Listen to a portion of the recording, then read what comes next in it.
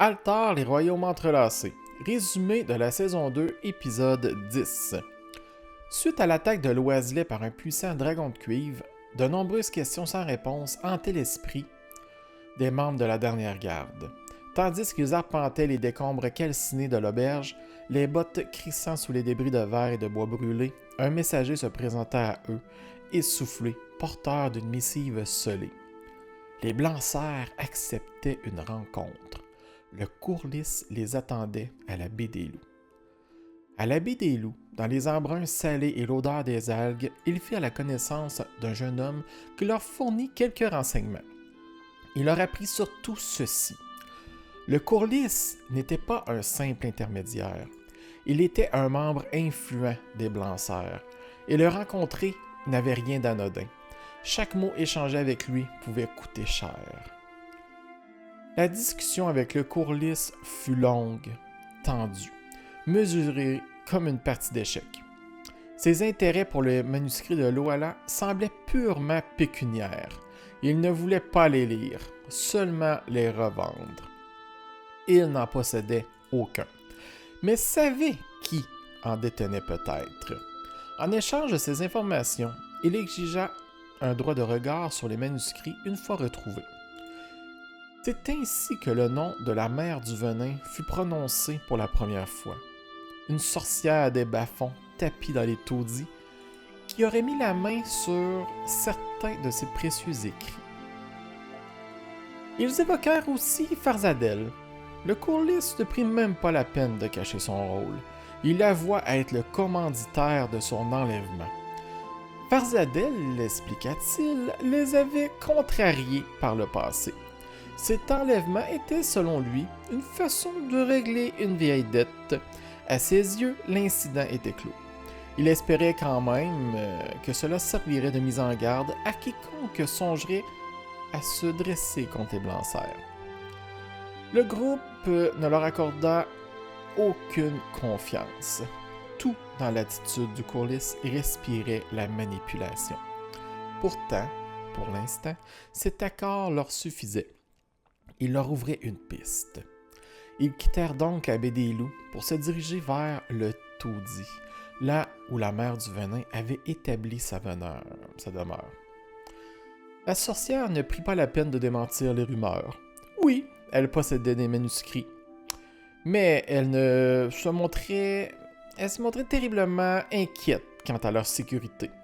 Les héros souhaitaient les rapporter à la bibliothèque des songes, pensant que ce serait l'endroit le plus sûr. La mère du venin éclata d'un rire sans joie avant de leur révéler une vérité dérangeante. C'était précisément de cette bibliothèque que les manuscrits avaient été volés. Alors qu'ils tentaient de mesurer la portée de cette révélation, la sorcière alla encore plus loin. Elle leur demanda s'ils étaient réellement prêts à apprendre les vérités contenues dans ces écrits. Étaient-ils prêts à découvrir leur propre mort, à voir leur vision du monde brisée, remodelée, déformée à jamais par ce qu'ils liraient? Elle évoqua ennui, le démon chancreux, qui guidait autrefois une dormeuse dans le cauchemar. Vers quoi la menait-il vraiment? Quel chemin obscur traçait-il derrière ses pas? Plusieurs personnes, confia-t-elle, espéraient que ces manuscrits leur livreraient le secret des éclats divins et surtout le pouvoir de les contrôler. Avant de les laisser partir, elle lança une dernière mise en garde. Ces manuscrits changeraient le monde à jamais. Les héros n'étaient pas préparés à ce genre de questionnement. Ou alors, ils n'en avaient vraiment pas pris la mesure. Mais au fond, cela n'avait plus d'importance. Ils avaient choisi leur route et ils voulaient retrouver ces manuscrits. La mère du venin leur confia donc une tâche. Rapporter de la bile suintante d'une créature des ténèbres tapie dans les profondeurs de la ville. Pour prouver votre valeur, dit-elle, ses yeux brillant d'un éclat indéchiffrable. Ils descendirent dans les souterrains, là où l'humidité ronge la pierre et où les bruits se répercutent en échos angoissants. La chasse fut violente, presque chaotique. Quick et Nim frôlèrent la mort, blessé, épuisé, sur le point de tomber pour de bon. Mais la créature fut abattue et la fameuse bile fut finalement récoltée. De retour auprès de la sorcière, ils s'attendaient à recevoir leur récompense. À la place, elle leur imposa une épreuve supplémentaire.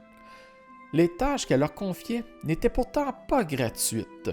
Les manuscrits étaient protégés par un puissant sortilège, et la mère du venin avait besoin de plusieurs composants rares pour le briser sans les détruire.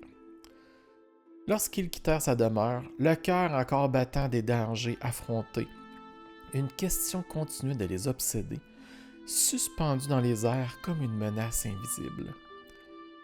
Que renfermaient réellement les manuscrits?